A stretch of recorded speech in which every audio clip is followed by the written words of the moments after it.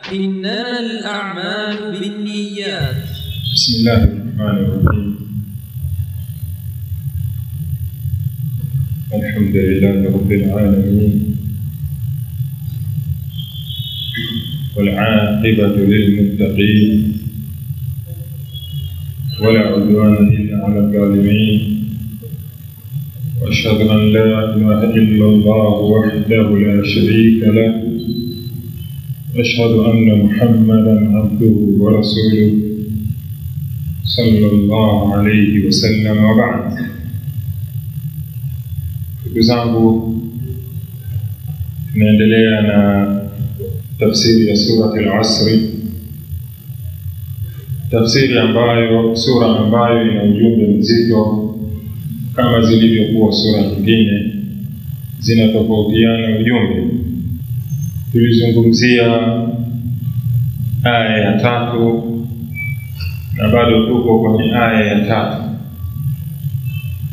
na hii sura ina aya 3.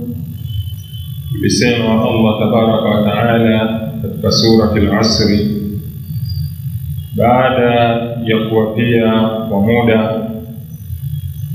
akatueleza kuwa innal insana lafi khusri, hakika mwanadamu yuko katika hasara, yuko katika hasara. Lakini katika aya ya 3 Allah tabaraka wa taala akataja sifa na makundi ya watu ambao hawako kwenye hasara. Akataja sifa za watu wanne, sifa 4, kuwa wenye sifa hizi hawako kwenye hasara.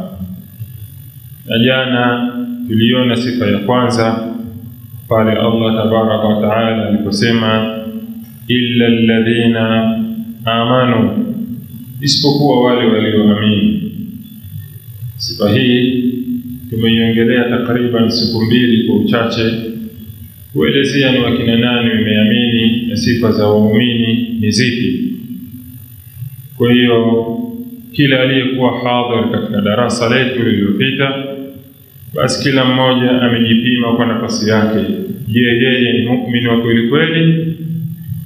Na ikiwa la, basi ajue ile aya ya 2 ya kuwa kila mwanadamu yuko kwenye hasara, basi na yeye ajue kuwa yuko kwenye hasara, basi na adiriki nafsi yake haraka iwezekanavyo kuitoa kwenye hasara hiyo ya kutokuwa na imani ya kisawasawa.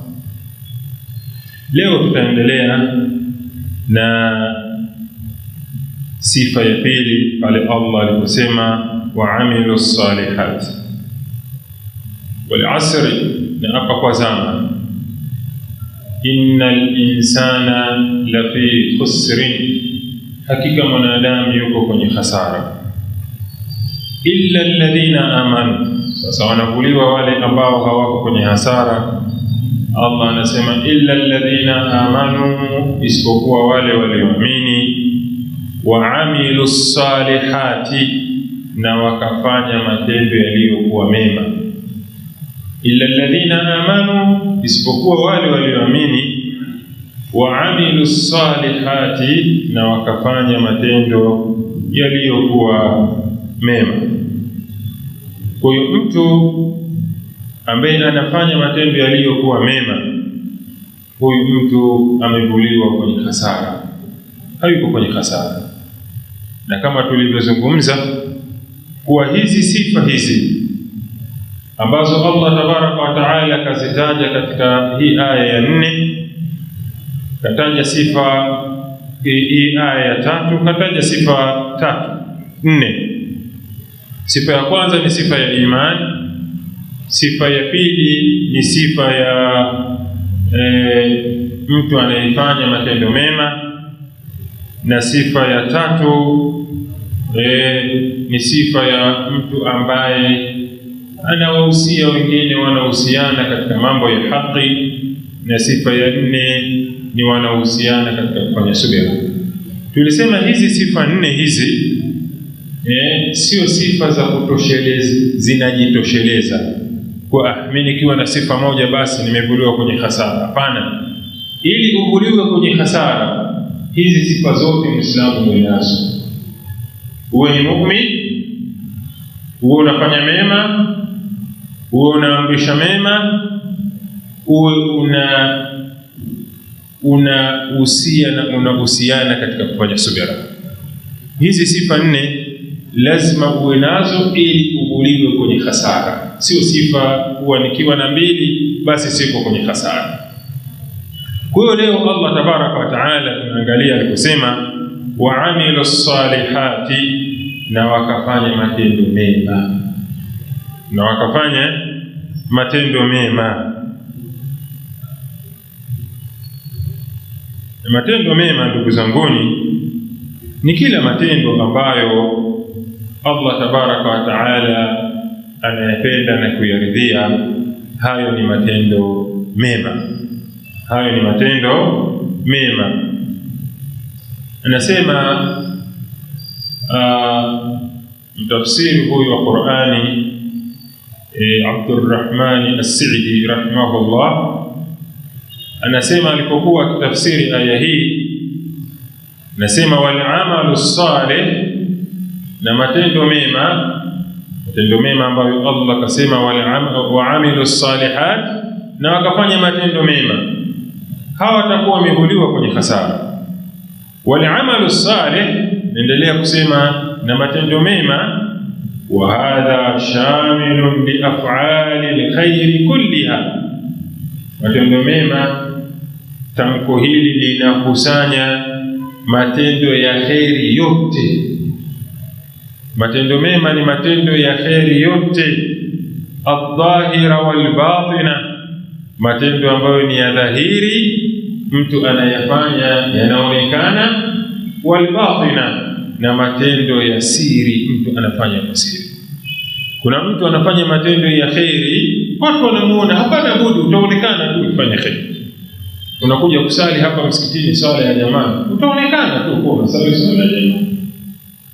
Na hii nayo ni matendo mema. Mtu anaenda hija, anaenda umra, umelana, haya ni matendo mema, lakini ya dhahiri watu wanamuona, lakini akida yake ikiwa sawa sawa hakuna shida. Wal batina, na matendo yaliyojificha. Kuna matendo ya kheri mwanadamu anayafanya mtu mwingine hayaoni. Matendo gani hayo ya kheri? Kuna matendo kwanza ya akida, unamtegemea Allah, unatawakkal kwa Allah, unamuomba Allah, huombi kinginecho. Haya matendo ni ya siri, haya ni kati yako wewe na Allah. Bali kuna ibada nyingine ni za siri, mtu anazifanya, zinakuwa ni kati yake yeye na Allah. Anasimama usiku kusali, umeelewana, hakuna mtu anamuona, jawfi al-layli, hakuna mtu anamuona, anatoa sadaka kwa siri, hakuna mtu anamuona. Ni matendo ya kheri, lakini ni ya siri, ya batil. Yote haya yanaingia katika al-a'malu salihah, ni matendo mema. Sawa sawa matendo mema haya ya siri au ya wazi, yawe yamefungamana na haki za Allah kama ibada, au yamefungamana na haki za waja kama matendo mengine yamefungamana na haki za waja, sawa sawa yawe matendo mema hayo ni ya wajibu au mustahaba. Kwa hiyo matendo mema ndugu zanguni ni kila matendo ambayo ni ya kheri, ni kila matendo ambayo ni ya kheri. Kwa hiyo mtu ambaye amevuliwa katika hasara ni mtu huyu ambaye anafanya haya matendo mema, haya matendo ya kheri, matendo ambayo Allah tabaraka wa taala anayapenda na kuyaridhia, sawa sawa yawe ya dhahiri au ya wazi, sawa sawa hayo matendo anayoyafanya ni yanafungamana na haki ya Allah peke yake au yanafungamana na haki za watu wengine. Kuwa matendo hayo ili mradi ni ya kheri, basi hayo yanahesabika ni matendo mema. Lakini ndugu zanguni, kuna nukta moja muhimu sana. Kuna nukta moja muhimu sana, haitokuwa vizuri kupita bila kuigusa nukta hiyo. Allah tabaraka wa taala amewavua watu kutoka kwenye hasara. Illa alladhina amanu, isipokuwa wale walioamini, wa amilu salihati, na wakafanya matendo mema, na sifa nyingine zinaendelea. Tulipokuwa tukiongelea illa alladhina amanu, isipokuwa wale walioamini, tulisema imani ya kweli haiwezi kupatikana pasina nini? Pasina matendo, si ndio?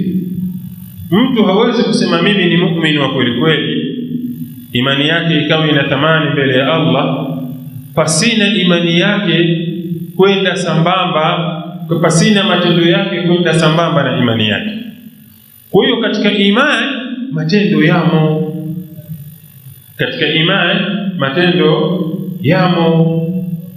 Sasa kama katika imani matendo yamo, kuwa mwenye kuamini ili uhesabike kuwa wewe ni muumini, lazima ufanye matendo yaliyokuwa mema, si ndio? Lazima ufanye matendo yaliyokuwa mema. Muumini hawezi kuwa muumini basi na kufanya matendo yaliyokuwa mema.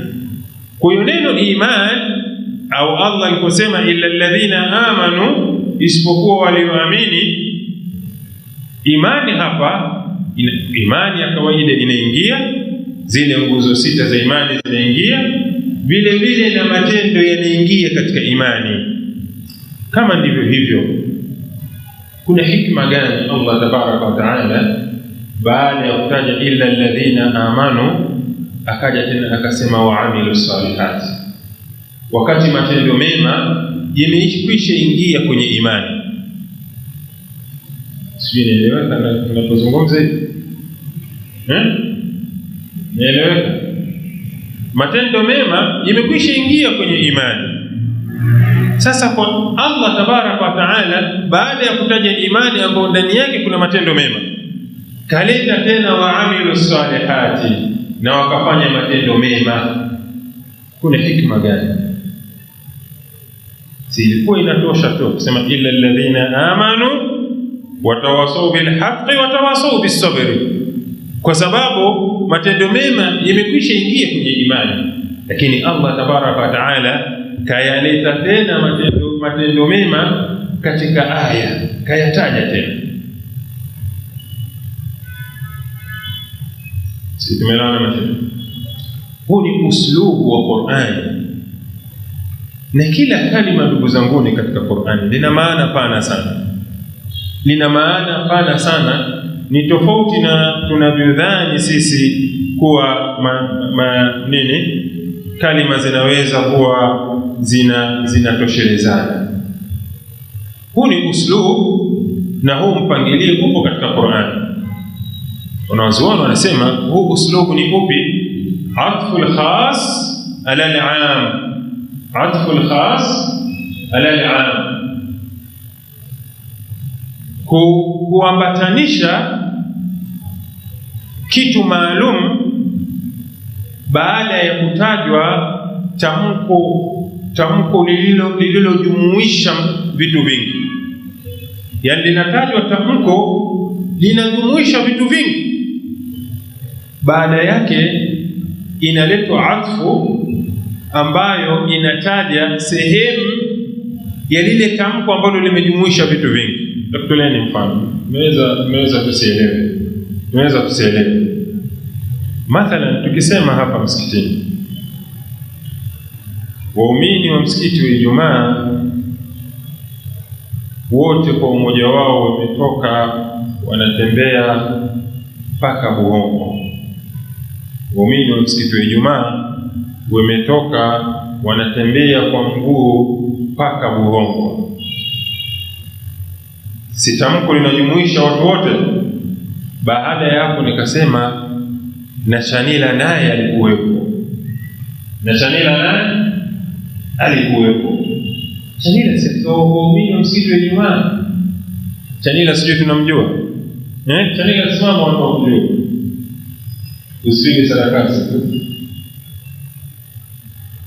Kwa waumini wa msikiti wa Ijumaa walitembea kutokea hapa mpaka Buhongwa, na Chanila naye alikuwepo. Waumini, Chanila na yeye yumo katika waumini, si ndio? Lakini baada yake tukamtaja Chanila. Baada yake tukamtaja. Kwa nini tumemtaja? Hakutajwa tu hivi hivi. Ndio huu uslubu ambao Allah kautumia hapa, illa alladhina amanu wa amilu salihat, kwa baada ya kutaja tamko ambalo linakusanya vitu vingi, baadaye akataja sehemu ambayo inaingia katika tamko la nyuma. Si umeelewa kama shekhi? Huu ni uslubu ambayo Qur'ani inautumia sana, na uslubu huu al-Imam Ibn Taymiyyah anasema uslubu huu ni wa nini? Libayani al-fadlu wa 'idhamu al-hajat ilayhi, ni kubainisha fadhila ya kile kitu ambacho kimetajwa maalum baada ya kutajwa tamko ambalo linakikusanya na lenyewe. Kile kitu ambacho kimetajwa maalum kinaonyesha ufadhila wake, nafasi yake, umuhimu wake, ndio maana kikatajwa peke yake. Vile vile inaonyesha haja, hitajio la kutajwa peke yake. Laiti kingeachwa tu katika tamko la kukusanywa moja kwa moja, umuhimu wake na nafasi yake na ubora wake usingeonekana kama vile unavyoonekana likitajwa peke yake. Si nimeelewa kama shekhi? Ndiyo maana Allah tabaraka wa taala akasema illa alladhina amanu wa amilu salihat, illa alladhina amanu wa amilu salihat. Nitakutoleeni mfano wa uslubu huu katika Qur'an. Allah tabaraka wa taala anasema man kana aduwan lillahi wa malaikatihi wa rusulihi wa jibrila wa mikala.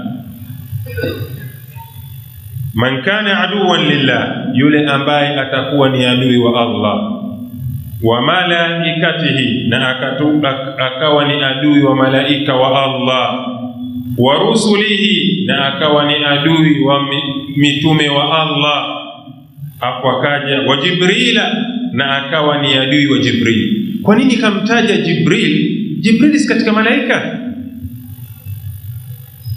Umeelewa? Huku amesema man kana aduwan lillahi wa malaikatihi. Jibril anaingia katika malaika, Mikaeli anaingia katika malaika.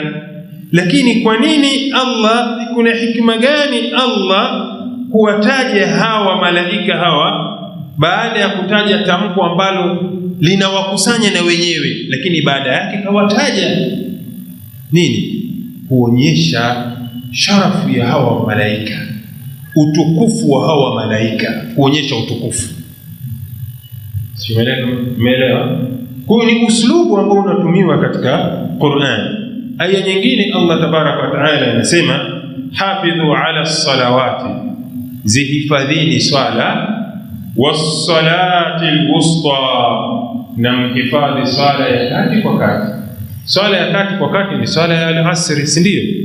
Swala ya al-asri haingii katika hafidhu ala salawati, zihifadhini swala. Swala ya al-asri haingii, inaingia.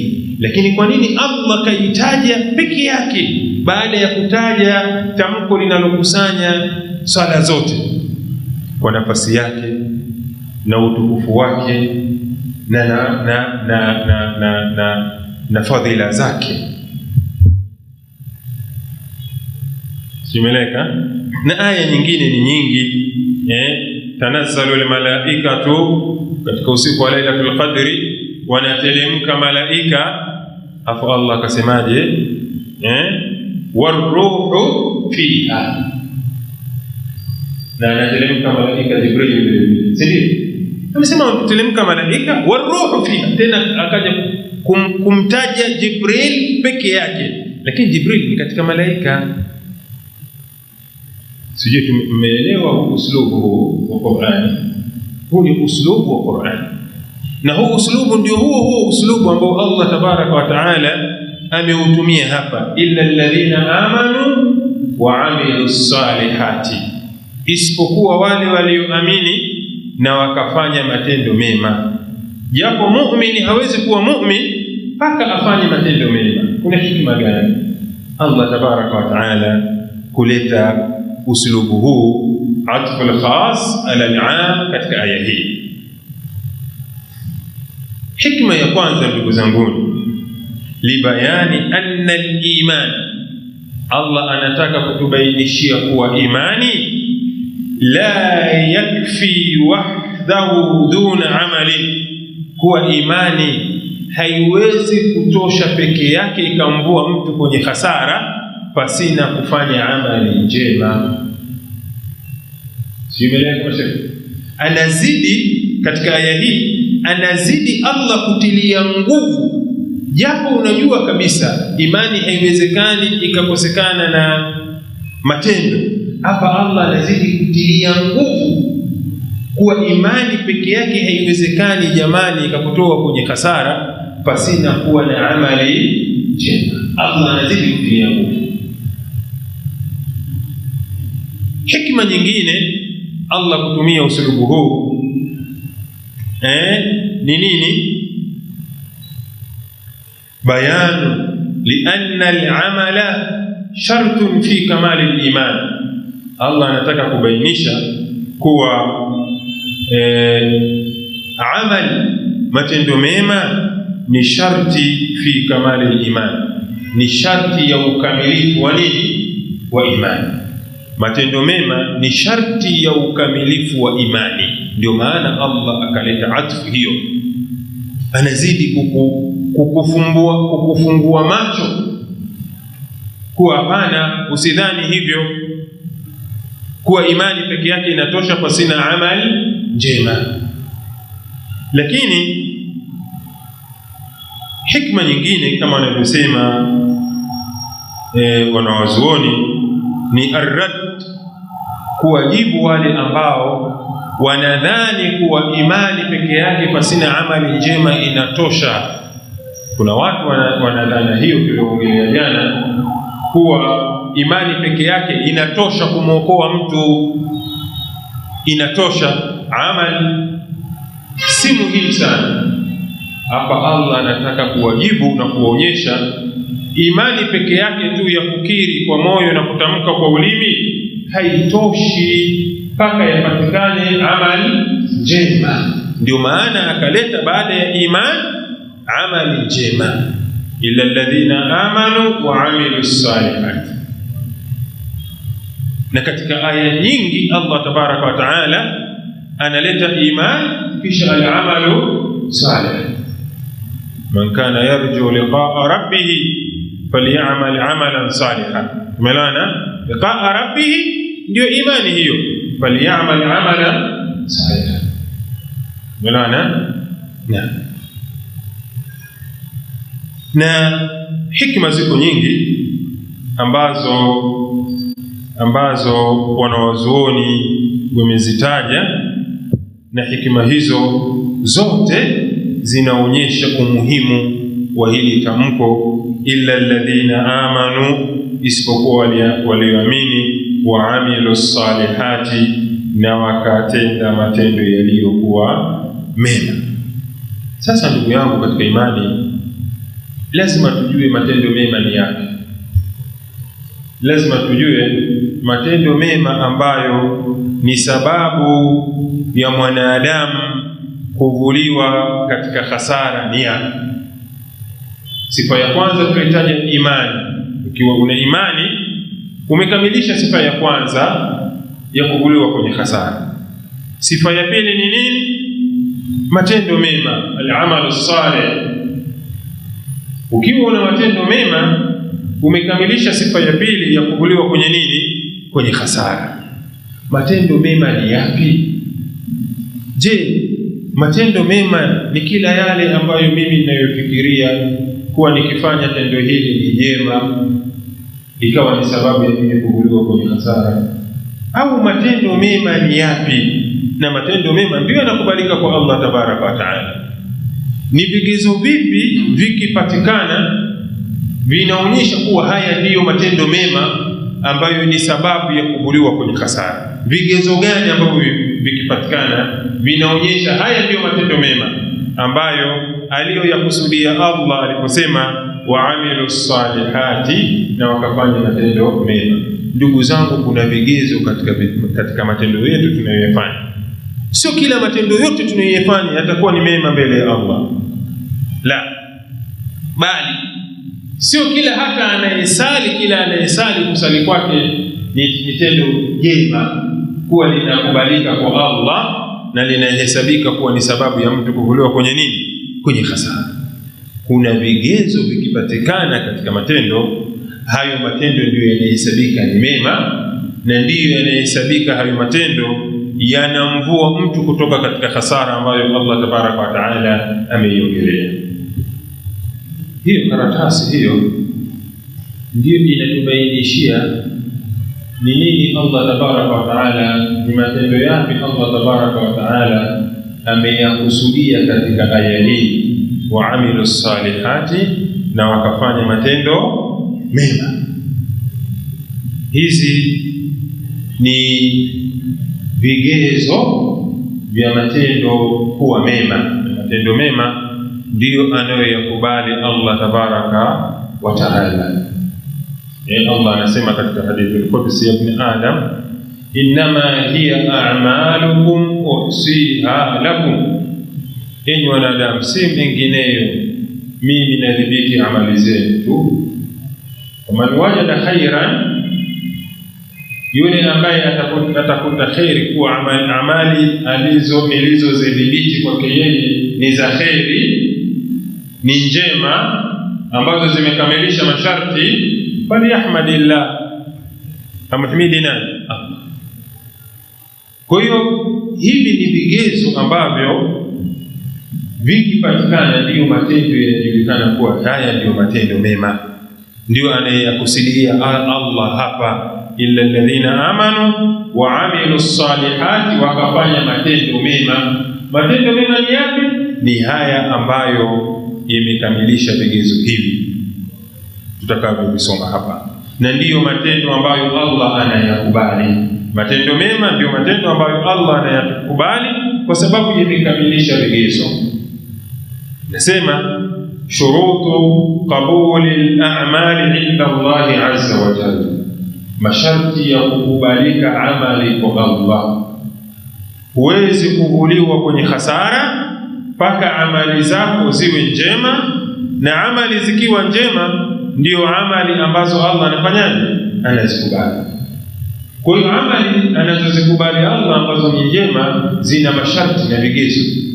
Hivi vigezo vikikamilika ndio amali inakuwa njema. Kuna masharti mawili au vigezo viwili. Sharti la kwanza, ili amali ikubalike kwa Allah, iwe ni njema, uhesabike umefanya amali njema, kwanza al-ikhlasu lillahi azza wa jalla. Ufanye hiyo amali kwa ikhlas, kumkusudia Allah tabaraka wa taala hiyo amali unayoifanya hiyo.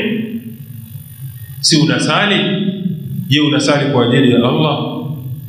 Si umefunga, je, umefunga kwa ajili ya Allah? Umeenda hija kwa ajili ya Allah? Umetoa sadaka kwa ajili ya Allah? Umeita watu kuwafuturisha kwako kwa ajili ya Allah? Umefanya amali kwa ajili ya Allah? Amali utakayoifanya yoyote ile, ili ikubalike na iwe ni amali njema, uhesabike umefanya amali njema, umkusudie Allah tabaraka wa taala katika amali hiyo. Qala Allah taala, anasema Allah mtukufu, wama umiru illa liya'budu Allah, hawakuamrishwa isipokuwa waliloamrishwa ni kumwabudu Allah. Yeye muabudu Allah hivi tu pasina kumkusudia yeye katika ibada? La, mukhlisina lahu dina, hali ya kumtakasia dini, kumtakasia Allah yeye dini. Kila ibada unayoifanya umkusudie Allah tabaraka taala, hili ndilo waliloamrishwa. Hunafa, hali ya kujiweka mbali na ushirikina. Ukifanya amali njema ukamkusudia Allah na asiyekuwa Allah, wewe umemshirikisha Allah. Amali hiyo imepoteza nini? Kigezo cha kukubaliwa kwa Allah. Na ikipoteza kigezo cha kukubaliwa kwa Allah, bado umepoteza kigezo cha kuvuliwa katika watu wenye hasara. Wal asr innal insana lafi khusr illa alladhina amanu wa amilus salihat, isipokuwa wale walioamini na wakafanya matendo mema. Matendo mema ni yapi? Ni matendo ambayo mtu anayafanya kwa kumkusudia Allah tabaraka wa taala peke yake. Wa maana al-ikhlas huwa, na maana al-ikhlas ni nini? Al-ikhlas an yakuna muradul abdi bijamii aqwalihi wa a'malihi adh-dhahira wal batina ibtighaa wajhi Allah, ni awe mja kwa maneno yake yote anayoyasema na vitendo vyake vyote anavyovisema, vya dhahiri anavyovifanya, vya dhahiri na vya wazi, vyote awe anatafuta radhi za Allah tabaraka wa taala, anavifanya kwa ajili ya Allah. Hivi ukivifanya hivi, maneno utakayoyatamka, vitendo utakavyovifanya, vimkusudie Allah tabaraka wa taala peke yake. Ukimshirikisha Allah katika vitendo vyako na maneno yako ambayo ni mema, basi wewe umekosa vigezo vya kukuliwa katika nini? Katika hasara. Na Allah tabaraka wa taala anasema katika aya nyingine, wa innama wama li ahadin indahu min ni'matin tujza illa ibtighaa wajhi rabbih al-a'la. Naam, alladhi yu'ti malahu yatazakka. Allah ndo anamsifia mtu huyu, alladhi yu'ti malahu yatazakka, yule ambaye anatoa mali yake kwa ajili ya kujitakasa. Anatoa mali yake kwa ajili ya kujitakasa, anatoa zaka, anatoa sadaka kwa ajili ya kujitakasa, kujikurubisha kwa Allah tabaraka wa taala. Lakini anatoa mali hii, wama li ahadin indahu, na hana kwa yoyote kwake yeye. Wama li ahadin indahu, na hana kwa yoyote kwake yeye, min ni'matin tujza, eti anatoa mali yake kwa sababu ya kulipa ihsani aliyofanyiwa. Hatoi mali yake kwa kulipa ihsani aliyofanyiwa na mtu yoyote. Anatoa mali yake kwa ajili gani? Illa ibtighaa wajhi rabbih al-a'la, isipokuwa kwa kutafuta radhi za Mola wake mlezi aliyokuwa juu. Huyu anafanya hivi kwa ajili ya nani? Ya Allah tabaraka wa taala. Na Allah akasema katika aya nyingine, innama nut'imukum liwajhi llah, alipokuwa anataja wayut'imuna at'ama ala hubbihi miskinan wa yatiman wa asira, innama nut'imukum liwajhi llah wayut'imuna at'ama. Watu wema wanawalisha chakula, yut'imuna at'ama ala hubbihi, mapenzi yao, miskinan wa yatiman wa asira, wanawapa chakula maskini, mayatima, wa asira, wafungwa, tumelana, watu madhaifu, wanawapa chakula. Lakini hawa ili wahisabiki kuwa ni watu wema, wamefanya amali njema, wanawapa chakula, kisha wanasema innama nut'imukum liwajhi llah, sisi tumekupeni chakula kwa kutafuta malipo kutoka kwa nani? Kwa Allah tabaraka wa taala. Hatutaki tuonekane, lengo si kuonekana wala lengo si kusikika. Innama nut'imukum liwajhi llah la nuridu minkum jazaan wala shukura. Hatutaki kwa nyinyi malipo ya kutusifu au kutusema huko kwa kheri tulizozifanya, wala hatutaki shukurani. Sisi tunafanya kwa ajili ya Allah. Kwa hiyo al-ikhlas, ndugu zanguni, al-ikhlas ni kigezo cha kwanza cha Muislamu kukubalika amali zake. Na kigezo hiki cha kwanza kikiwepo, basi umetimiza kigezo ambacho kinaweza kukuvua katika hasara ambayo Allah tabaraka wa taala anaitakasa.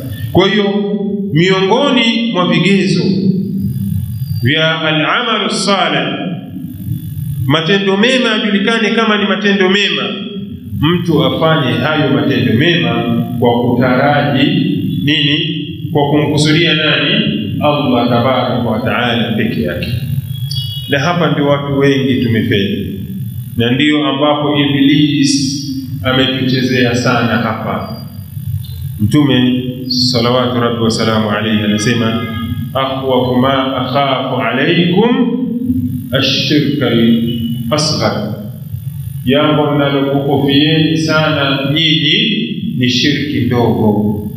Wasahaba wakamuuliza shirki ndogo ni ipi? Akasema arriya, kujionyesha.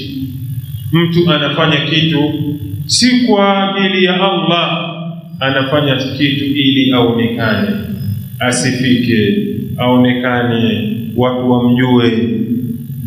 Amali anayoifanya ni njema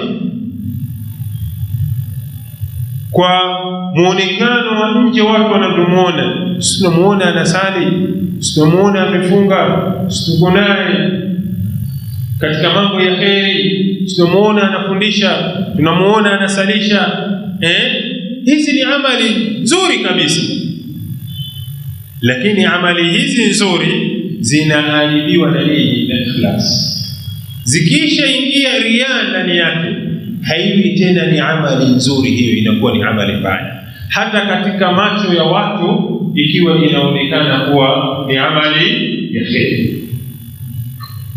Angalia Mtume sallallahu alayhi wasallam alipowataja wale watu watatu ambao wa kwanza kabisa kuingizwa katika moto, na watu watatu wa kwanza kuingizwa katika moto walifanya amali nzuri katika jicho la mwanadamu, ni amali nzuri.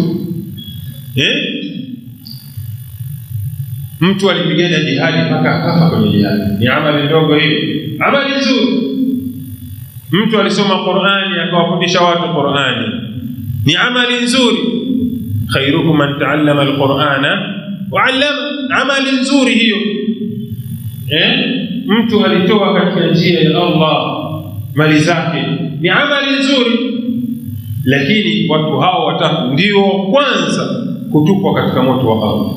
Pamoja na amali nzuri katika macho ya kibinadamu tunayoyaona, walitupwa katika moto wa Allah kwa amali zao hazikuhesabiwa, zilikosa vigezo vya kukubaliwa, zilikosa vigezo vya kuvuliwa kwenye hasara, wakabakia kwenye hasara. Kwa nini vilikosa vigezo? Yule aliyopigana jihadi mpaka akafa, alipigana jihadi iliyokala jari, ili iseme kuwa wewe shupavu bwana. Alienda kupigana, anataka aache jina, lengo lake ndio lilikuwa hiyo. Man qatala litakuna kalimatullahi hiya al-ulya fa huwa fi sabilillah, mwenye kupigana jihadi neno la Allah liwe juu, huyu ndio yuko katika njia ya Allah. Lengo lake sio i'labu kalimatillah, lengo lake si kupigana neno la Allah liwe juu. Alipigana ili ijulikane, yule jamaa yule ni muqbilin walaysa bimudbirin. Yule bwana akienda anaenda mbele, arudi nyuma, na akaingia na nia hiyo. Ana ikhlas huyu, ana ikhlas. Ndio maana amali zake Allah hakuzikubali, zilikosa vigezo. Japo jihadi ni katika amali nzuri, lakini amali hii ilikosa kigezo cha kukubaliwa kwa Allah. Ndiyo maana hakuvuliwa katika watu waliopata nini? Khasara. Wal asr innal insana lafi khusrin illa alladhina amanu wa amilus salihat. Amekufa kwenye jihadi, lakini amali yake ilikosa kigezo cha kuvuliwa kwenye khasara, akabaki kwenye khasara. Aliyokuwa na mali akatoa mali yake, kaenda kwa Allah, Allah anamwambia hapana, ulitoa mali yako ili ijulikane wewe ni mkarimu. Sahihi, wewe ni mkarimu, ukutoa kwa ajili ya Allah. Anatupa katika, kwa nini? Kutoa katika njia ya Allah, amali nzuri sana, amali nzuri.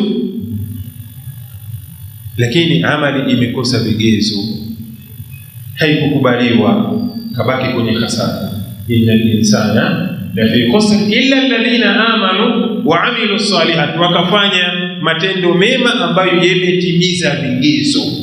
Tufanye matendo lakini tutimize vigezo, ndiyo vitatuvua kwenye nini? Kwenye hasara. Huyu kafanya amali lakini amali haikutimiza vigezo, kabaki kwenye hasara. Qari'ul Qur'an, aliyosoma Qur'an na wakafundisha watu Qur'an, yako Mtume anasema khairukum man ta'allama al-Qur'ana wa 'allama, bora wenu aliyejifunza Qur'ani akaifundisha. Lakini huyu amali nzuri ya hivi ilikuwa ni sababu ya yeye awe wa kwanza kufa katika moto wa jahannam. Kwa nini? Kafanya amali nzuri ya kusomesha Qur'ani na kuisoma Qur'ani, lakini amali hii haikutimiza vigezo. Kigezo gani? Cha ikhlas. Alisoma liyuqal huwa qari'un, alisoma ili asemwe yeye ni nani? Ni msomaji mzuri, ni msalishaji mzuri, ni mwalimu mzuri, ni shekhe mzuri, ni hivi mzuri, ana elimu sana, na kweli alisemwa duniani, na hayo ndio ilikuwa malipo yake. Kwa hiyo waamilu salihat, na wakafanya matendo mema. Matendo mema ndugu zanguni, si matendo mema kwa macho ya watu, matendo mema kwa vigezo alivyoviweka Allah tabaraka wa taala vikamilishe. Miongoni mwa vigezo hivyo al-ikhlas, lazima kuwa kuna ikhlas. Abdullah ibn Mubarak rahimahullah sema, rubba amalin saghirin tu'azzimuhu an-niyya wa rubba amalin kabirin tusaghiruhu an-niyya. Huenda amali ndogo ukaiona mtu anafanya amali ndogo, tu'azzimuhu an-niyya, ikhlas yake ikiifanya amali ile ikawa ni kubwa na tukufu, sababu kaifanya kwa ajili ya nani? Ya Allah. Wa rubba amalin kabir, na huenda amali kubwa katika macho ya watu, jihadi, mtu kapa katika jihadi katoa mali zake, anawafundisha watu Qur'ani, ameenda hija, anatoa zaka, anawasaidia watu, amal kabir, amali kubwa, lakini tusakhiruhu niyya, inanyongeka kabisa, inakuwa haina thamani. Kwa sababu gani? Kwa sababu ya ikhlasi yake si nzuri, hakuifanya kwa ajili ya Allah, imekosa vigezo. Kwa hiyo waamilu salihat, na wakafanya matendo yaliyokuwa mema. Matendo yaliyokuwa mema, kwanza kigezo chake cha kwanza ili matendo yajulikane ni mema, al-ikhlas, ufanye kwa ajili ya Allah. Kigezo cha pili, hiyo amali uliyoifanya kwa ajili ya Allah na ikhlasi yako, muwafaqatu al-amal lish-shar'i alladhi amara Allah ta'ala. Hiyo amali unayoifanya una ikhlas, iwafikiane na sheria, iwafikiane na amri ya Allah tabaraka wa taala, na maagizo ya Allah ya kufanya amali hiyo, almutabaa. Usizushe amali ukasema mimi nafanya hii nikiwa na ikhlas, hiyo amali na yenyewe imekosa nini? Vigezo. Uifanye amali hiyo ambayo unataka kuifanya kwa ikhlas, lakini uifanye iwafikiane na jinsi alivyofanya Mtume sallallahu alayhi wasallam. Na hili ni la umuhimu sana. Amali ili iwe njema, lazima hivi vitu viwili vipatikane. Kwa kuna ikhlas na ufanye kama alivyoagiza au kama alivyofanya Mtume sallallahu alayhi wasallam. Haya masharti mawili haya yakikamilika, hiyo amali ndio inakuwa njema. Hiyo amali ndio inakuwa njema. Likikosekana sharti moja, hiyo amali sio njema, ambayo inakuvua katika hasara. Mathalan, tutakutolea mfano. Sasa hivi tumeswali swala ya al-asr, si ndio? Amali njema, ni amali njema sana. Mtu amesali na ikhlas, salatu al-asr, kasali na ikhlas, salatu al-asr, lakini baada ya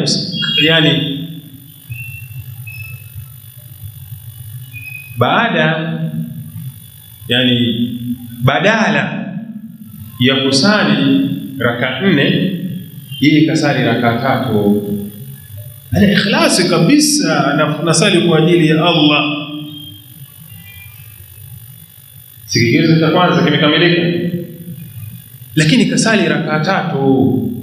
Je, amesali kama alivyofundisha Mtume? Hapana.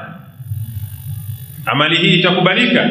Haikubaliki, sio amali njema, japokuwa nia yake ilikuwa anamkusudia nani? Allah tabaraka wa taala. Si tumeelewana? Mtume anasema man amila amalan laysa alayhi amruna fahuwa raddun. Hadithi Aisha maarufu, man amila amalan, yoyote ambaye atafanya kitendo, yoyote ambaye atafanya kitendo laysa alayhi amruna, kitendo ambacho hakina amri yetu, hakiko katika maelekezo yetu, fahuwa raddun, kitendo hicho atarejeshewa. Kwa hiyo amali zote tunazozifanya tuzifanye kwa mujibu wa maelekezo aliyotupa nani? Mtume sallallahu alayhi wasallam. Tukifanya kinyume na maelekezo aliyofanya Mtume, hiyo amali haiwezi kuwa ni amali njema, itakuwa imekosa nini? Kigezo cha kuwa amali njema, kigezo ambacho kinakuvua katika hasara aliyoitangaza Allah. Toleeni mfano mwingine.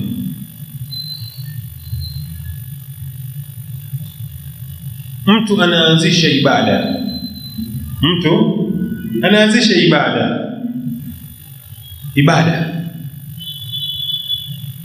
tuwe mfano wa wazi zaidi, maulidi. Kuna watu wanasema ibada, si ndio? Kuna watu wanasema maulidi ni nini? Ibada. Mtu akaenda kwenye maulidi na ikhlasi kabisa, jamani, nasoma huu mlango wa 4 wa 5 kwa ajili ya Allah kabisa.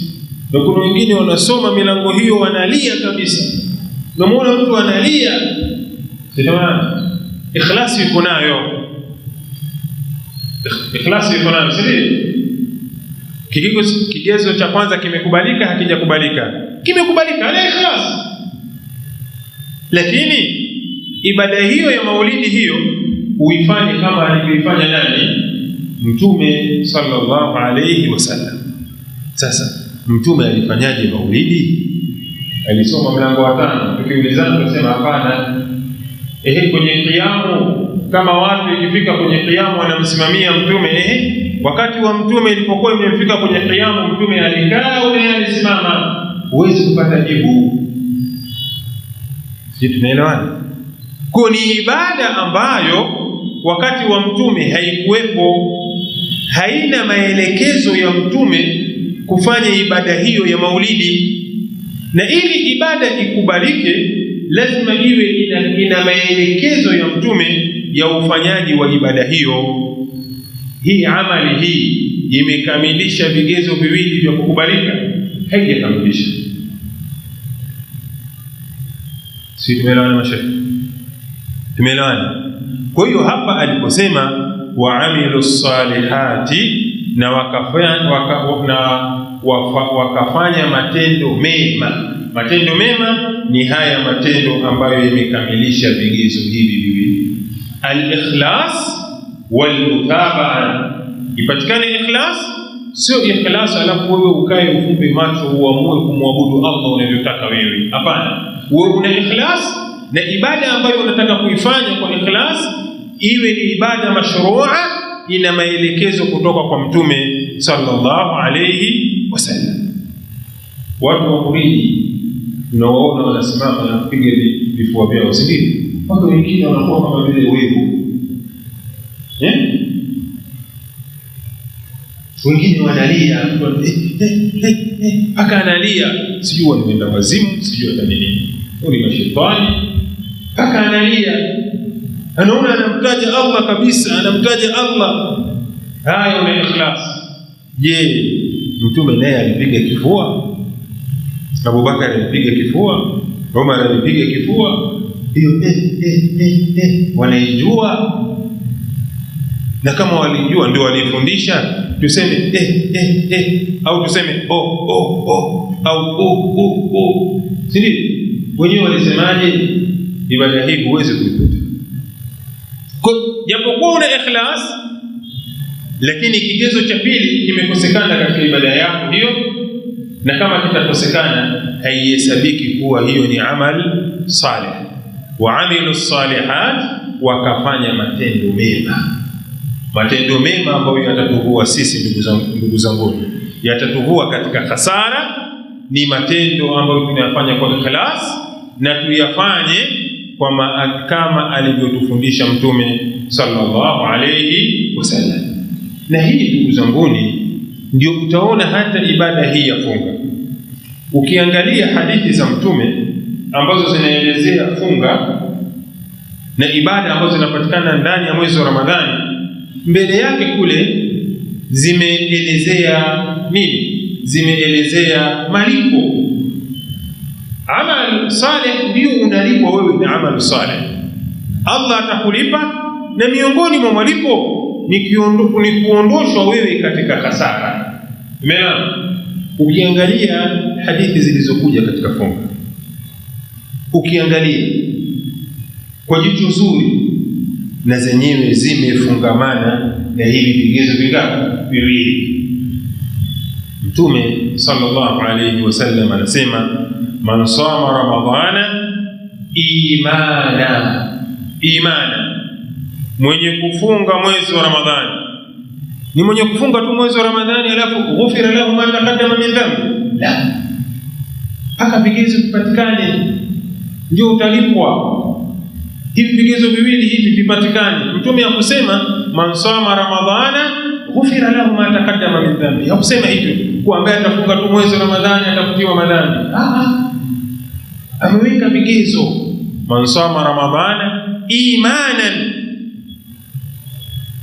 mwenye kufunga mwezi wa Ramadhani imanan, kwa imani kuwa hii ni faradhi ya Allah aliyotufaradhishia. Hii ni faradhi ya Allah aliyotufaradhishia, na tunafunga kama tulivyoagizwa tufunge. Ndiyo imani. Sijumeleka? Tunafunga kama tulivyoagizwa tufunge, ndiyo imani hiyo. Usiku tufunge, alfajiri inapochomoza tunaanza kufunga mpaka jua linapozama tunafungua.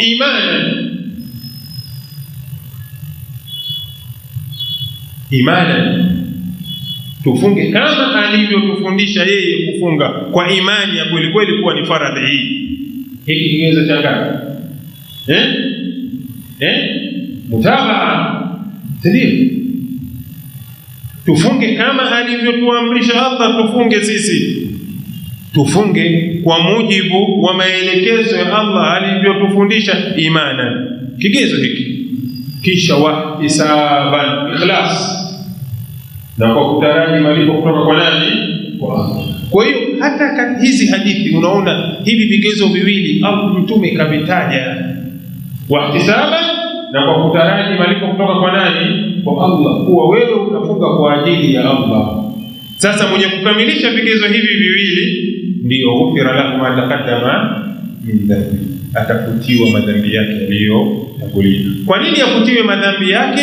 Kwa sababu hii ndio inahesabika amali njema, imekamilisha vigezo.